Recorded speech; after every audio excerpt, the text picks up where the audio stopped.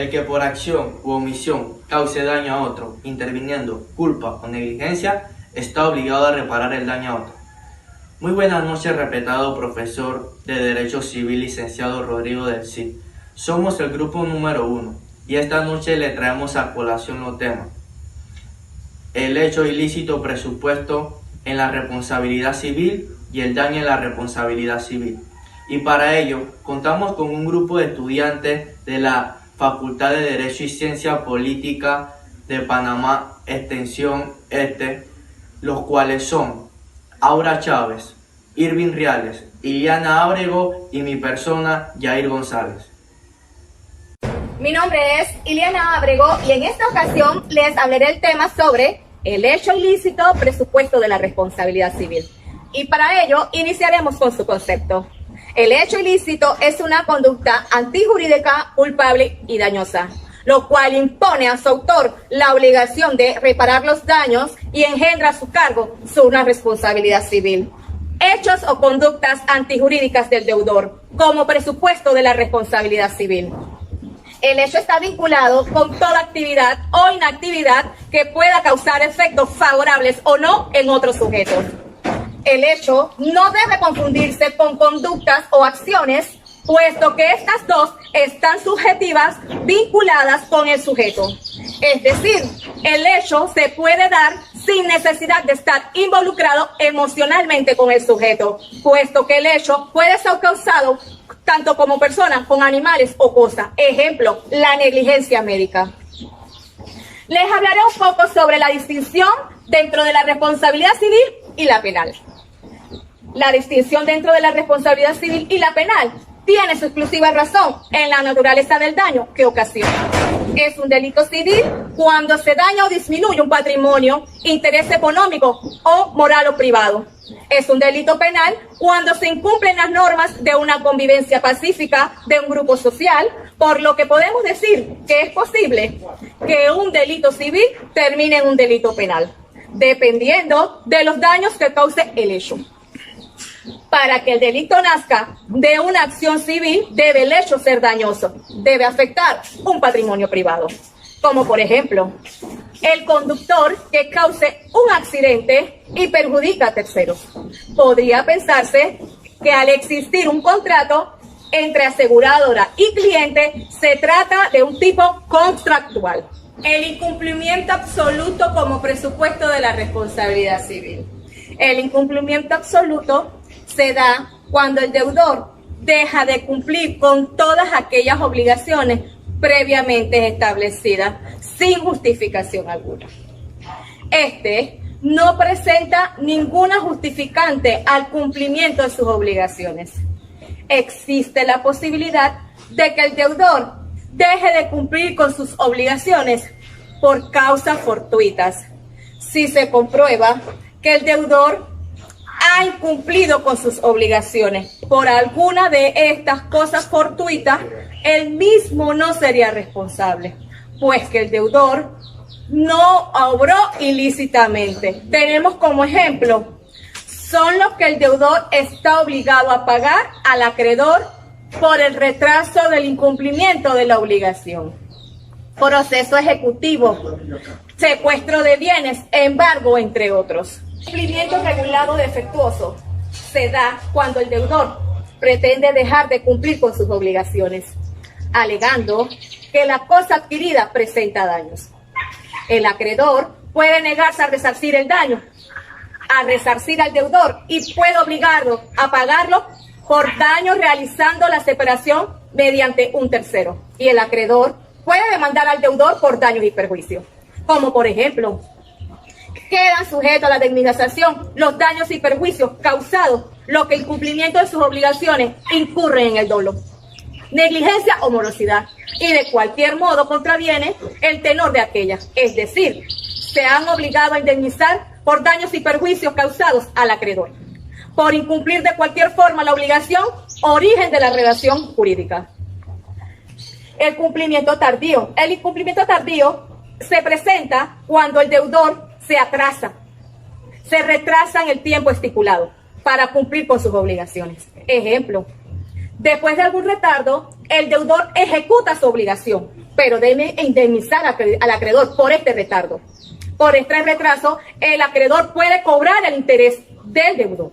Infracción de las obligaciones de no hacer. Las obligaciones de no hacer es cuando el deudor se compromete con el acreedor a no realizar alguna acción que pudiera realizar lícitamente. Pero fue convenido que no realizaría dicha acción, siendo que el acreedor no cumple con las acciones que se comprometió a no hacer, deberá indemnizar al acreedor por sus acciones.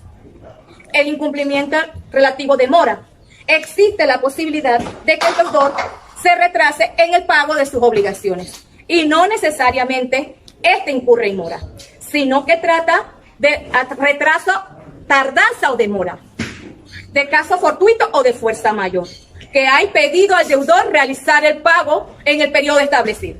La mora, por su parte, no es un retraso cualquiera, sino es un retraso oficialmente comprobado o imputable al deudor. La mora es propia de sus obligaciones positivas. Incurre en mora el deudor cuando deja de resarcir o retrasa sus obligaciones a las que se comprometió a dar o hacer. No es así cuando incumple con lo que en la que se comprometió a hacer. Estas no acciones no aplican para la mora, puesto que estas son acciones a las que se comprometió al no hacer. Pero si se comprometió, por ejemplo, a dar un pago periódicamente mediante una prestación y de no hacerlo y en el tiempo estipulado, por su atraso incurre en mora. Tenemos también la clasificación de la mora, que son las siguientes. La mora del deudor, la mora solvendi, es el retraso en el pago de sus obligaciones por una cosa imputable. La mora del acreedor, mora accipiendi, es cuando el acreedor no ha cumplido con la obligación en los términos expresamente estipulados. Se produce en mora automática, sin necesidad de requerimiento. Y la mora ex re, que es la que se produce sin requerimiento. Re estableció para aquellos casos en los cuales el deudor estaba constituido en mora y la cancelación no era necesario. Requisitos para que exista la mora del deudor. Son requisitos de la mora del deudor los siguientes: que existe una obligación positiva, que la obligación sea actualmente exigible, que el acreedor exija el cumplimiento de la obligación, que se retarde el cumplimiento de la obligación y que el retardo se debe a una conducta antijurídica del deudor. La antijurídica del deudor se podrá decir que existe cuando antijurídicamente el deudor, siempre que no cumpla con una obligación a la que se comprometió a cumplir en algún contrato. Cabe mencionar que la conducta antijurídica del deudor se encuentra en excepción a no cumplirse los términos de un contrato por ambas partes. De ser así, si ambos participantes de la celebración de un contrato incumple con este, no se podrá decir que el deudor incurrió en mora. Si alguno de los participantes de un contrato cumple con su obligación, sea el acreedor o el deudor, inmediatamente la otra parte incurre en mora, al dejar de cumplir con la obligación al que se comprometió. A continuación, la compañera Aura Chávez ahondará en aras de la alimentación de todos nuestros conocimientos. Buenas noches, compañeros. Hoy les voy a hablar sobre la relación de mora con la excepción de inejecución. Esto está estipulado en el artículo 985 del Código Civil. Esto quiere decir que mientras una de las partes no cumpla con sus obligaciones, el otro no está obligado a cumplir con su parte del trato. Ejemplo: cuando un contrato de alquiler o de arrendamiento, y si el arrendador no cumple con lo estipulado y las condiciones establecidas en el contrato, el arrendatario no está obligado a pagarle al arrendador. Se puede hacer valer la ley si incumple total o parcialmente el contrato. Ahora vamos a hablarles sobre los efectos de la mora del deudor. Los efectos de la mora del deudor obligan a este a indemnizar al acreedor de los daños y perjuicios que le ocasiona el retraso y a responder de los riesgos o padecimientos de la cosa, aunque se produzca por casos fortuitos. Un ejemplo es una enfermedad repentina que no permite que un albañil termine una casa con fecha de entrega, o alguna inundaciones que permita al deudor salir de su domicilio para cumplir con lo acordado. Pone las obligaciones de indemnizar los daños y perjuicios. Este está estipulado en el artículo 986 del Código Civil. Este quiere decir que los que incurran en morosidad e incumplan sus obligaciones tendrán que pagar indemnización por daños y perjuicios, pagando los intereses y además pagando un 6% anual calculado sobre las cantidades adeudadas. Y no se pagarán los intereses vencidos. Estos no devengan intereses en ningún caso, de acuerdo al artículo 994 del Código Civil. Esto quiere decir que no se pagarán intereses sobre los intereses. En esta ocasión hablaremos de iniciativa legítima de pago. Este trata que el deudor haga su esfuerzo legítimo para cumplir efectivamente con su pago o lo acordado a su obligación. Por consiguiente, se exige que el acreedor lo requiera, exigiéndolo judicial y extrajudicialmente el cumplimiento de la obligación. En tal caso, el acreedor no necesita esfuerzo alguno u obligación que cumplir solo el de recibir el pago y a brindar la cooperación indispensable para que el deudor pueda cumplir lo que debe. La conducta antijurídica imputable al acreedor. Esta consiste en la negativa del acreedor de recibir los pagos. El deudor no recibe cooperación por parte del acreedor para ejecutar su pago, por lo tanto la mora ha de verse por la conducta antijurídica imputable al acreedor. De cierta forma no hay mora del acreedor. Traslada el riesgo a caso fortuito.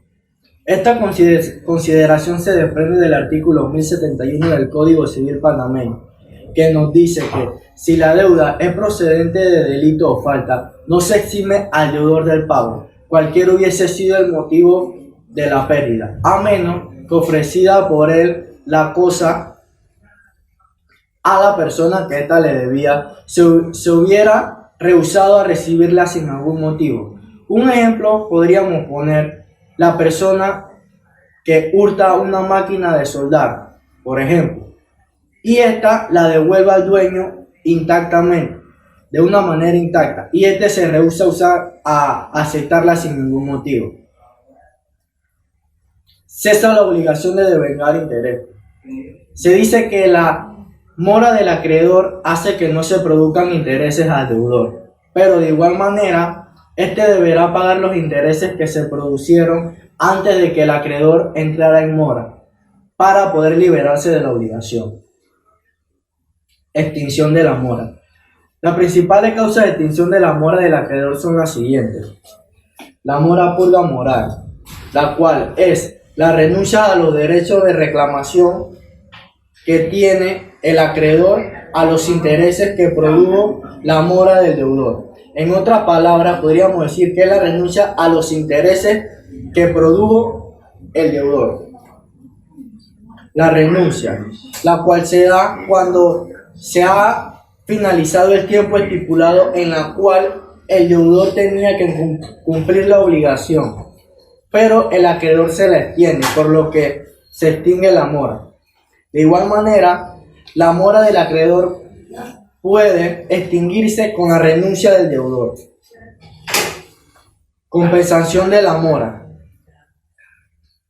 Esta causa se da en la cual ninguno de los dos contratantes entra en mora, ya que ninguno cumple con su obligación.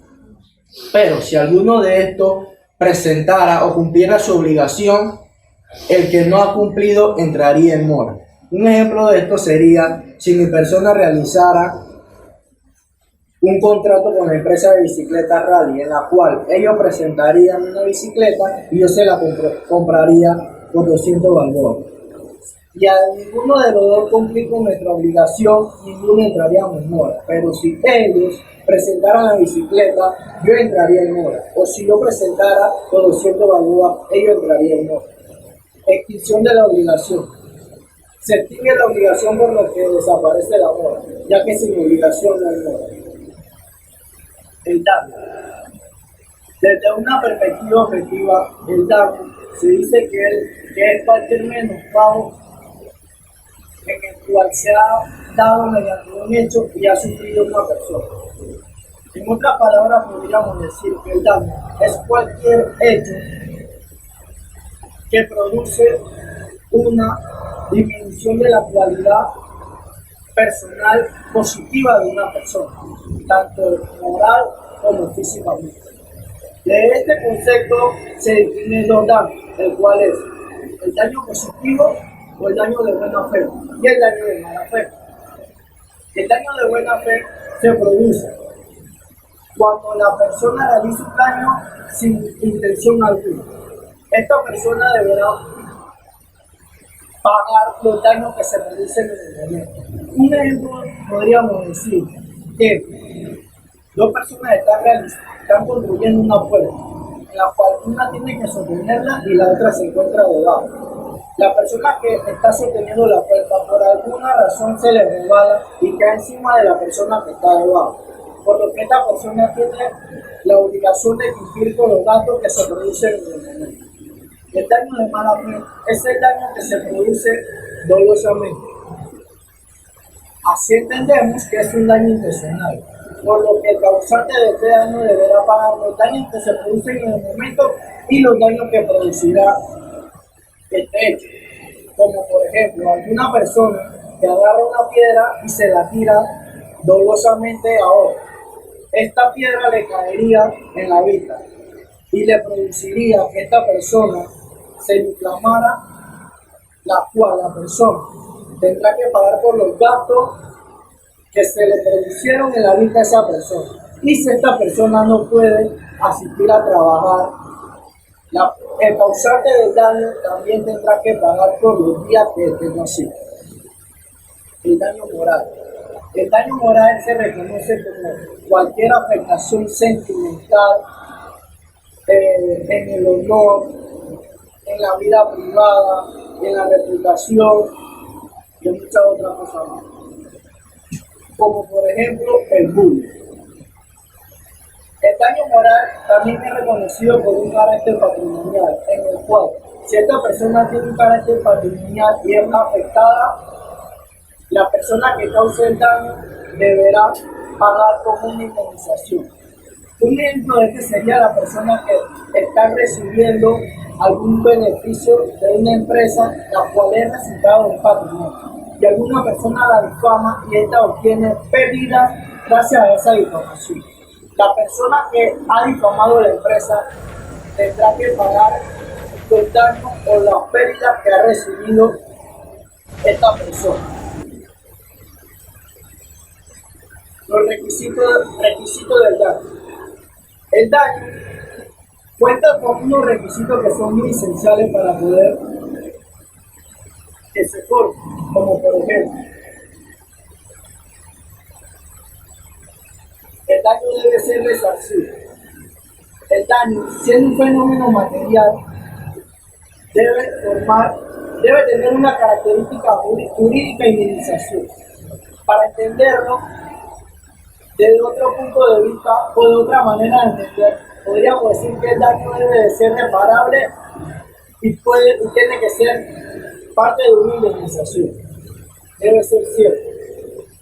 El daño debe, como lo dice la palabra, debe ser un daño real, por lo que debe provocar una relación jurídica en cuanto a un doctor y un acreedor, y tener un implemento de indemnización en el cual el deudor debería pagar al acreedor, y no ser de una manera eventual.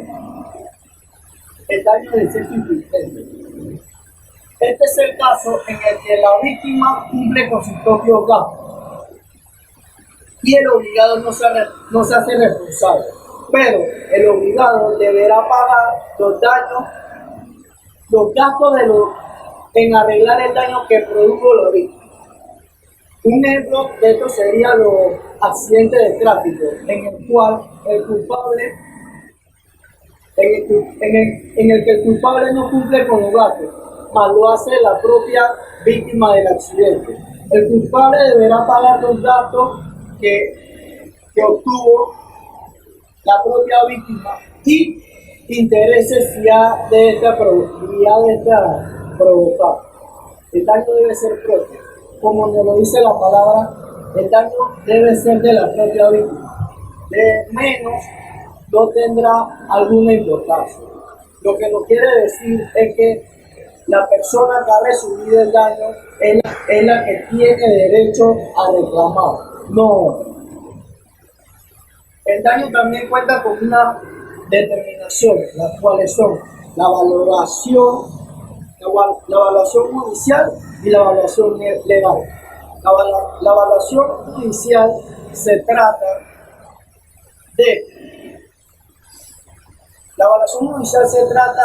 de la decisión, la cual es muy importante que llegue a tomar el juez en contra del deudor, ya que esta decisión debe tener una finalidad, la cual es una indemnización que deberá pagar el obligado al deudor por los daños que éste ha provocado o ha causado.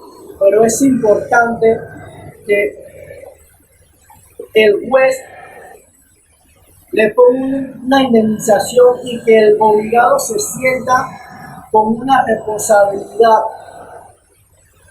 ya que este no puede ser penal. Sobre la reparación de daño material y moral se tiene alguna opinión, ya que algunas opiniones de algunos autores nos dicen que el daño patrimonial puede ser medido y puede ser reparado, en el cual nos trata y nos dice de que puede ser indemnizado, más el cambio moral no, ya que el cambio moral trata de sentimiento, reputación y honor. Y en este concepto de daño moral cae la interrogante de cómo hacer para cubrir el dolor de una madre al perder un hijo. Ese concepto tiene mucha indiferencia y repercusión, ya que sería parte de una inmoralidad ofrecerle a una madre por la pérdida de vida. El daño judicial, el daño legal.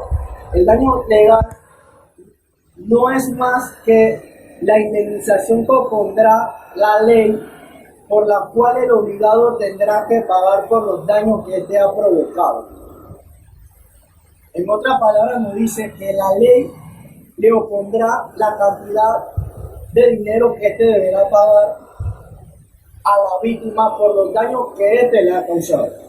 Bien, a continuación, como nuestros compañeros han resaltado en puntos anteriores sobre el daño, tengo que decir también el ser humano como ser relación en el desarrollo de las conductas intersubjetivas,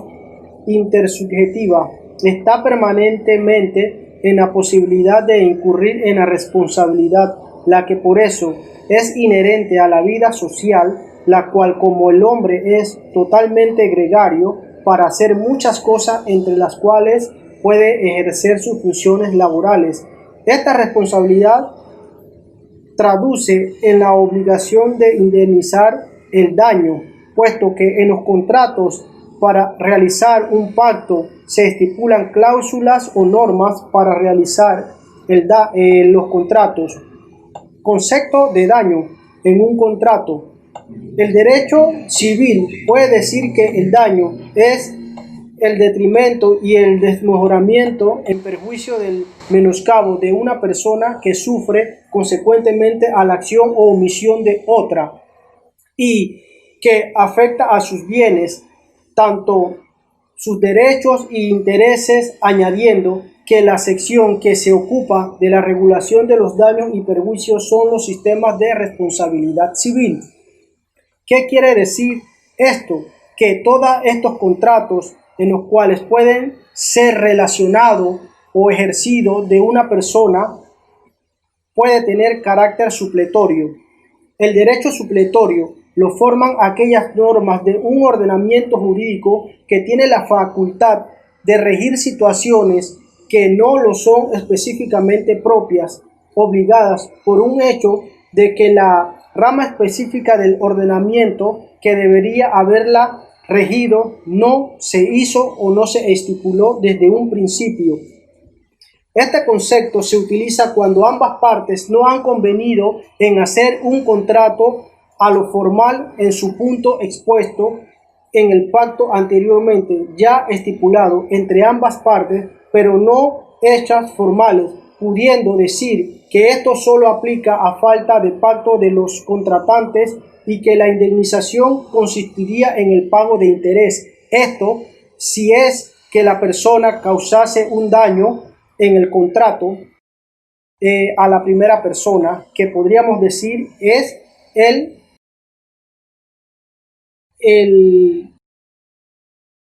acreedor. En el artículo 993, si la obligación consistiere en el pago de una cantidad de dinero o el deudor incurriere en mora, la indemnización de daño y perjuicio no habiendo pactado, de contrario, consistirá en el pago de los intereses convenidos. Estos serían aquellas normas o pactos que entre ambas personas o negociantes conforman en su pacto de antemano, en los cuales se regula cómo serán pagados los daños. Entonces, la indemnización consistirá en el valor de los daños y en los perjuicios causados que compruebe el acreedor y en general toda la estipulación que establezca la prevención distinta del artículo 993. Teniendo en cuenta esto, podríamos decir que ya firmado el contrato con sus normas pautadas y se llega a realizar un daño en esta y causando el daño, podría llegar a tener un daño moratorio. En el derecho civil de nuestro Código Civil, podríamos decir que es un plazo de acciones judiciales contra todos los deudores o solo contra ciertas categorías de personas que firman un contrato en el cual estas personas por X motivo pueden causar una demora en el pago de los intereses.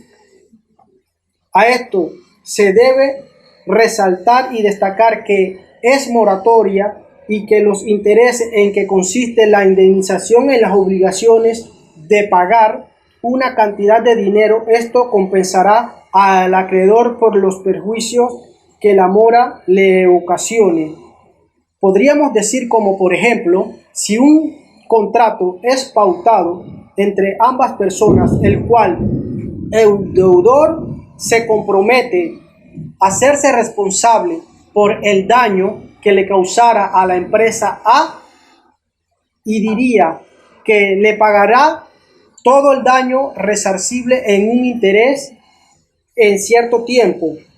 Podríamos decir entonces que este interés podría ser dineraria, es aquella que es un plazo que se pagará en interés, pero si este deudor tiene algunos inconvenientes se causará una mora del pago. Entonces esta mora de pago consistirá en un interés ya pautado, como lo dice el artículo 993, si la obligación consistiere en el pago de una cantidad de dinero y el deudor incurriere en mora.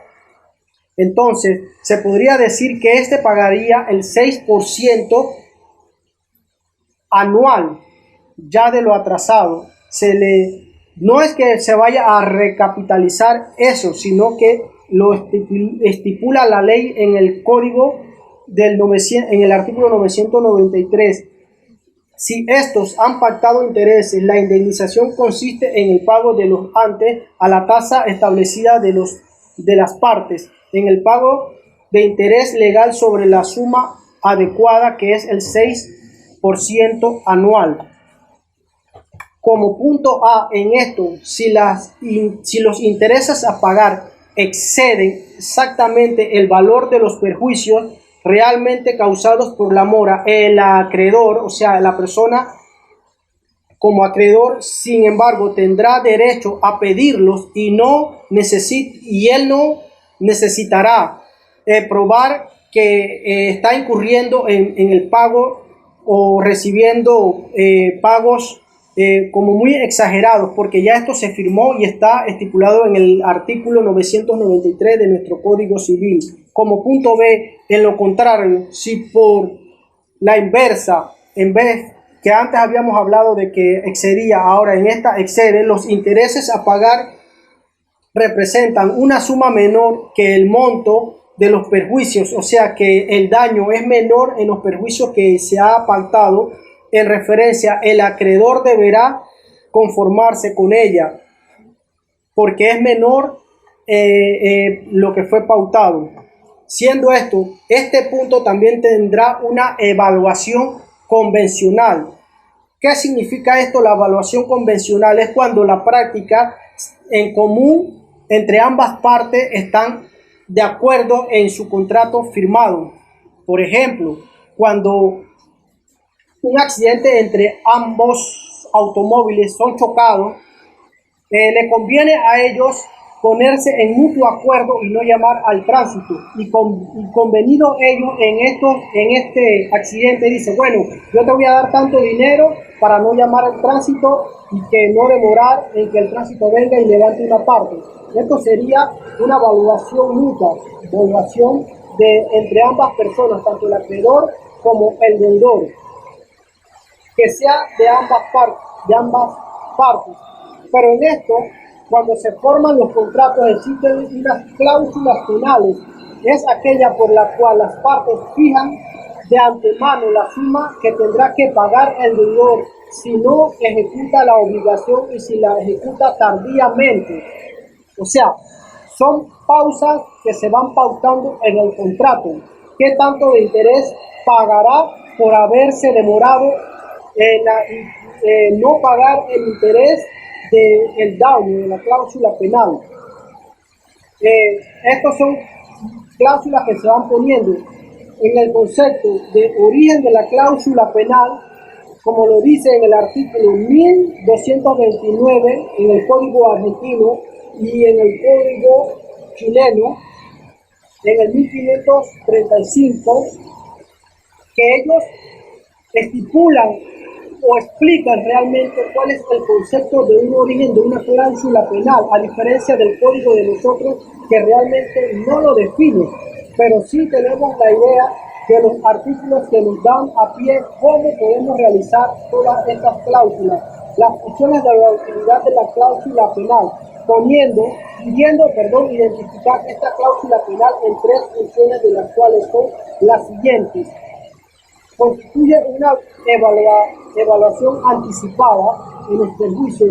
La evaluación anticipada, esta es la dificultad con que el acreedor tropieza para justificarlos, quedando en muchos aspectos al ser en el criterio del juez cómo vaya a tomar la decisión de realizarlas. Podríamos decir que la cautiona la obligación.